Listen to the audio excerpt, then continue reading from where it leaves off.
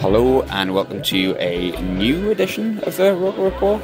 But we're here in the Beacon of Light. Team news has just been announced. Looks like it's 5 at the back again.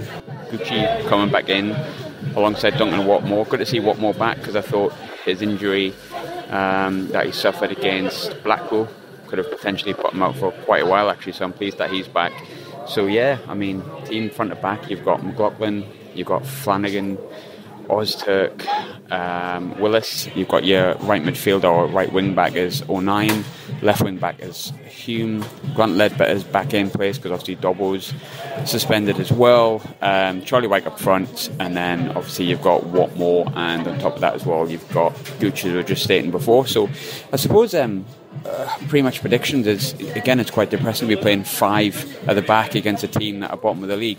Obviously they wouldn't be bottom of the league if it wasn't for administration, so I think they're slightly better than Southend, but do I see that as a 3 at the back or a 5 at the back? I suppose we'll only see when the match starts, but with 5 at the back, I still just think it's far too negative, or the 3 at the back, whichever way it is, it's just quite a negative performance, probably incoming, but we'll soon see as we get into the match.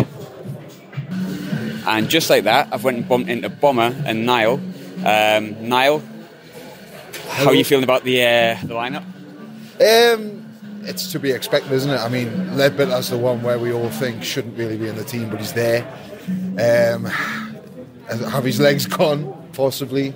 Yeah. Could get overrun in the midfield today, but yeah, we'll see what happens. It's the lineup. It's not. It is what it is. We haven't got a good team anyway. So. Bomber, how far have you travelled, mate? So I come up from Gloucester, so it was actually a good run. Gloucester, yes, it is. Not Gloucester. Colchester. Not Colchester, Not Colchester, Brett from Gloucester. So yeah, it was all right actually. Left just under 4 hours, which last time I come up Good Friday, Doncaster game last year, that took 5.5. So I've managed to knock an hour and a half off. So yeah, fine, feeling fresh. Are you feeling confident? I don't know if it's Boxing Day confidence, like a bit of Christmas cheer, but yeah, I reckon. Get it optimistically, you'll be all right. Yeah, that's what I plan on doing. But yeah, I reckon 2 or 3-0.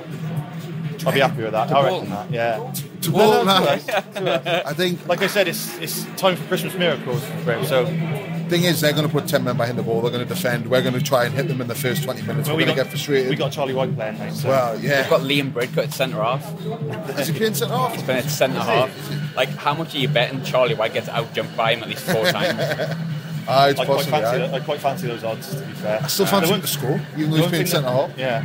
The one thing that concerns me is the bench. You've got Samet on the bench, haven't I saw that, yeah. What position is he, by the way, we were talking about? I think he's like a number 10. That's what I thought. He thought he was a centre half. I thought he was a centre half. Like Chris Maguire without McDonald's. But I will catch up at half time maybe, and we'll see where we're at half time, unless I bump into somebody else and I shove my phone in front of their face. Right, so it's half time. It's 0-0. ROKER Report is shit, apparently. That's Liam Angus of Twitter fame. We've scored, but we haven't scored. What do you think of the goal, by the way, Craig? Was that a goal? Because I couldn't see it. No, I think the first kind of the first take that I've seen on it, it looked like a challenge on the keeper, which naturally you just can't get anywhere near them these days. So no, I don't think he was going to give us. To be honest, I think we've been absolutely turgid this first half. We haven't really gone close at all, besides that chance. And I genuinely can't see it getting better. I think this is going to be another long 45 minutes. It's kind of killing Christmas today. See, it's like I felt like it was like better, right, than what we've seen. But what we've seen being so bad. It's like if that was a Jack Ross performance, you'd be doing your fucking nutting, wouldn't you? Yeah, it's like the standards have just slipped so much. Like you mentioned there, Jack Ross, he will be getting absolutely leathered for this. We're due with Oxford, we're due with Ipswich. He was getting booed, he was getting called worse than shit. And you look at this, the half-time whistle's gone there, and I'm not one to advocate booing the team, but the reality is you should be letting the manager know that you're dissatisfied with the performance, but nobody can be asked to even muster the energy to go, that was shit. Absolutely shocking. This for me now is the standard of what our Saturday afternoons are going to be for the foreseeable. If we keep Phil Parkinson in charge, it's only going to go one way. He can't do what his remit is here. He's tasked with getting us promoted, and the reality is he's shown he can't do it. This is what his 14th game in charge. and here we are. He's 1-2, he's drawn a couple, and the rest. I mean, this is Bolton Wanderers. This is a team who literally they assembled 14, 15 players on the last day. They've thrown them all together. They are worse put together than anybody else. But here they are. Liam Bridcut fucking centre half. Liam Bridcut centre half, and yet he's the calmest and coolest player on the pitch. You know, he wouldn't look out of place in our team. Daryl Murphy almost rounding John McLaughlin, and I know obviously McLaughlin responded well, but the reality is twice we've kicked the ball directly to Bolton players, right? There's like, what was it, Flanagan at first, he just passed it, like basically an open goal, and they're that bad they couldn't finish it off. But then after like that happened, they did it straight away again with McLaughlin. They just kicked it straight to Daryl Murphy.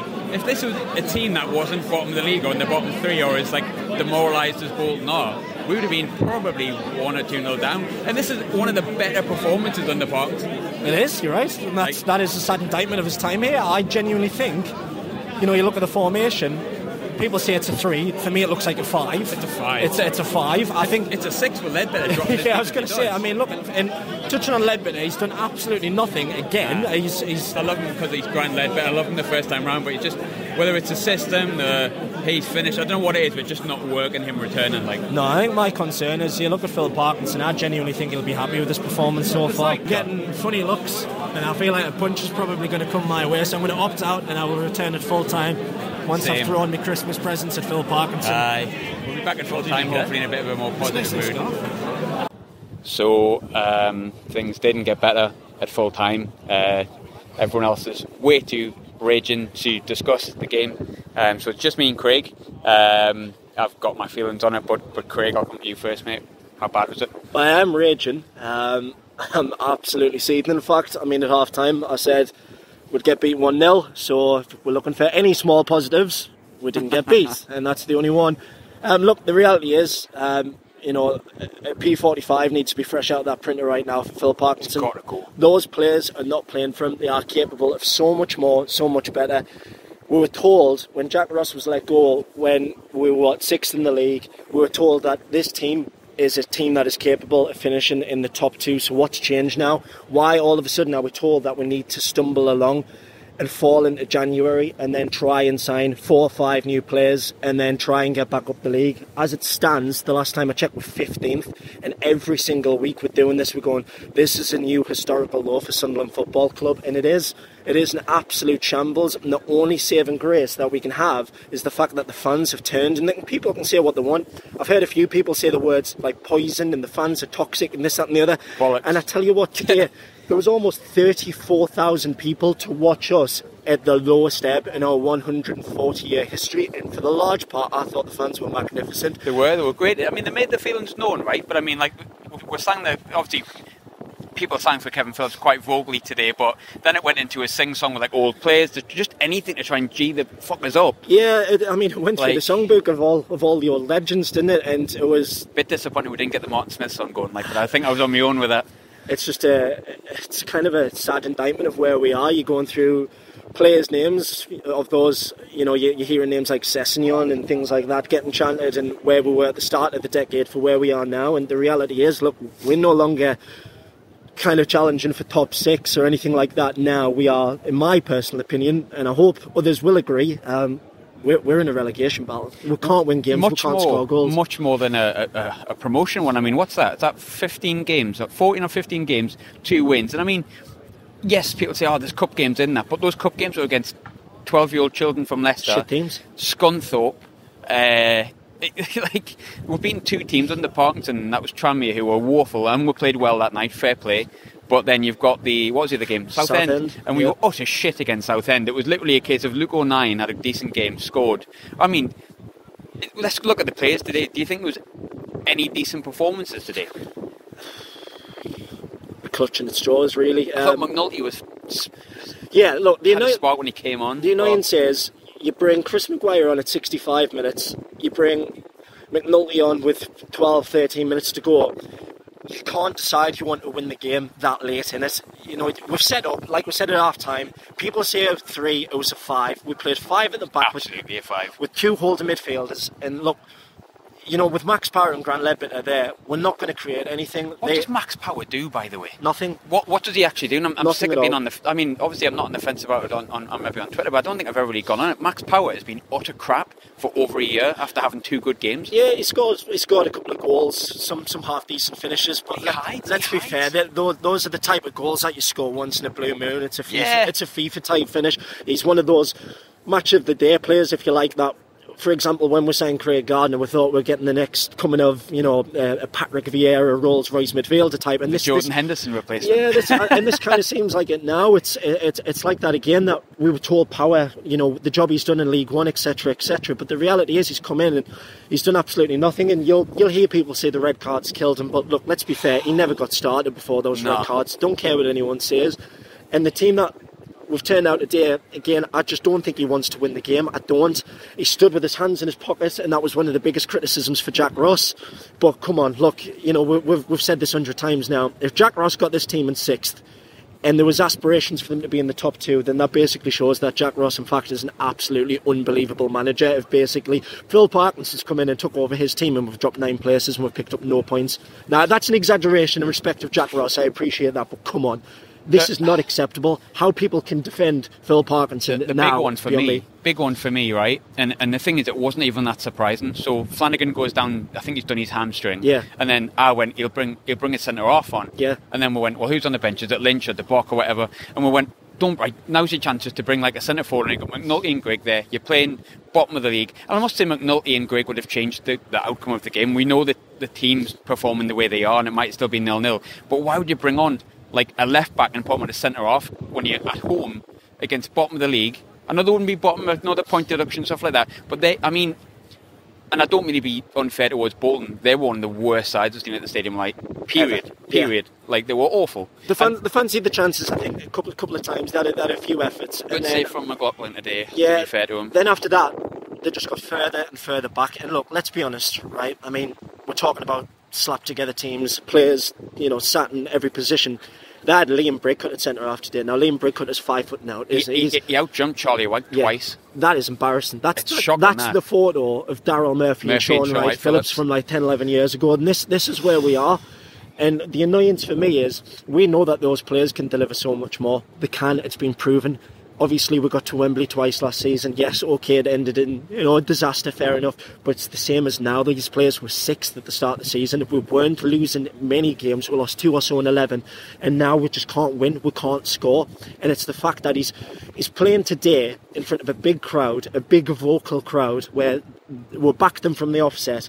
And it just did not look like you wanted to win that game. You can't play at one up front. And okay, Watmore might have run alongside at times, but look, it was Charlie White up front by himself today. It was basically, you had almost 8 players back and you had 3 of them going forward at times. It was shocking. And it's been a while since we spoke, Stuart, and evidently you can't decide which podcast you want to do. But stop thinking about doing podcasts and stuff like that and start sacking your manager because things are just not good enough. Yeah, look, I mean, I'm tired of sitting on the fence with it. You need to get rid of him, and you're making a lot of mistakes, Stuart. Yeah. Get rid of him. The thing is, look, we both know Stuart away from the podcast, and I don't doubt that he wants to do the right thing by this football club. Of course he does, but he's not doing it by not sacking Parkinson. He's doing the wrong thing. Right now, yeah, look, he needs his hands up to say, I've made a colossal mistake here. And you know what? Fans would appreciate that. Yeah. All we want to see is the club Twitter account put that statement out which says club statement.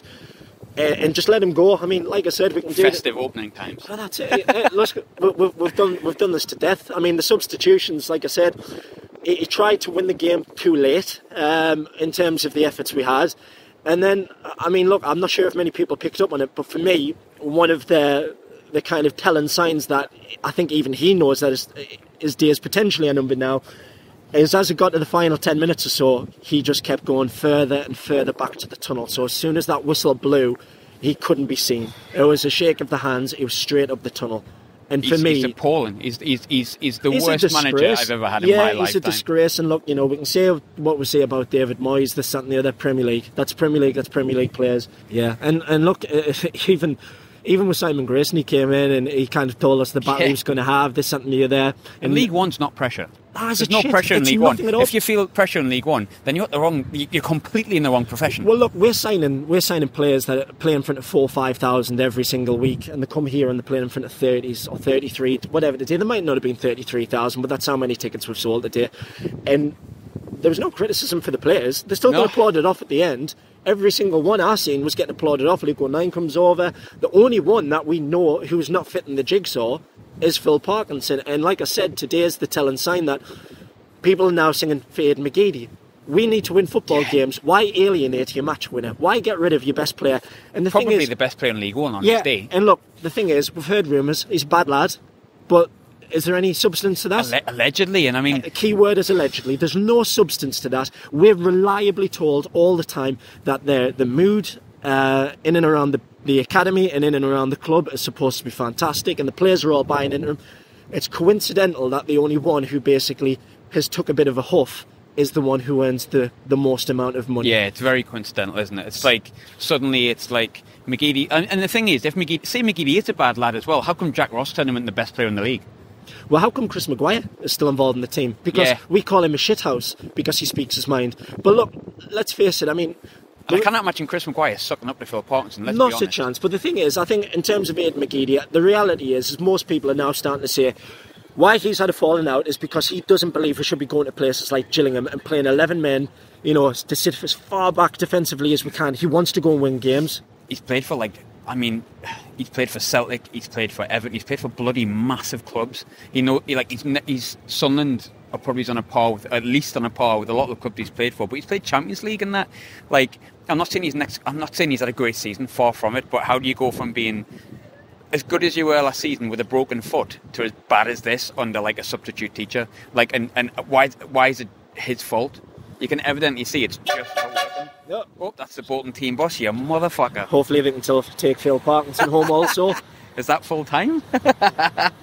Either that or it's somebody who's unhappy that we're shouting for Parkinson out. Yeah. But look, I think in terms of what we've heard today, it's the right thing. Whether Kevin Phillips is the one that people are reliably screaming for. Look, we need someone who's going to come in and give us that bounce. We need that Roy Keane sort of kick up the arse again to get us back started. It's got to be Phillips for me. I mean, Phillips, we chatted to him the week that Ross got sacked, and he's desperate for that job. And I'm not saying he'll get it right, but Jesus Christ, man. Like, I can't stand that anymore. It's just so shit.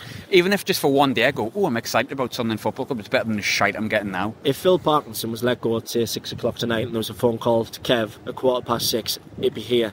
It'd be here tonight. It would fuck the podcast, like, but... It would, I was going to say, there'd be some late edits, but look, no, it's time we pull the plug on him. We've got two...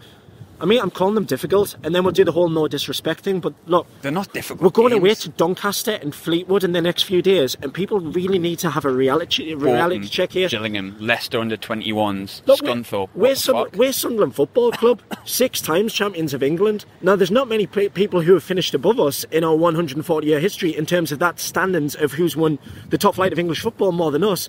It's took Man City £1 billion to basically get on a level par with us. And I think people are forgetting about that. We stood outside here of a stadium that is fit for the Premier League, and now people are going, do we expect too much? No, we're being too weak. What we need now is to let them know that this is not acceptable, and that we need to drive the message to Stuart Donald that if he's going to remain in charge, he really needs to buck his ideas up, because the decisions he's made are really the root cause of where we are right now. It was them two who 100%. Came in. We never pushed them on an answer to say, what are we going to do next season? They told us that we need 100 points. It was them that said the 100 points. It was Charlie that came out and said about the 100 points. And now, when Parkinson came in, my remit is to get promoted. 10 or 15% more. That's what I need to get out of this place. That was right. And just, if you're looking at that... Has he done that out of one player? Has he got 10 to 15% out of more than one player? I mean, you've got to ask yourself, right? Was that performance there better or worse than the performances that got Jack Ross sacked, like Lincoln and Bolton? No, that was it was worse. Yeah, we never looked like scoring. Let's be honest. And that was an improved performance, as we said at half time. That was better than what we've had recently. That genuinely is one of the best performances that he's served up in his time here, and that is a sad reflection of where we are. But, look, for listeners, I'm glad you could hear us chew on a bit. Hopefully by the time this gets released, there is a nice new vacancy for the festive period to take over Phil Parkinson, and hope we haven't ruined your Christmas. Graham and Craig depressed again. Checking out.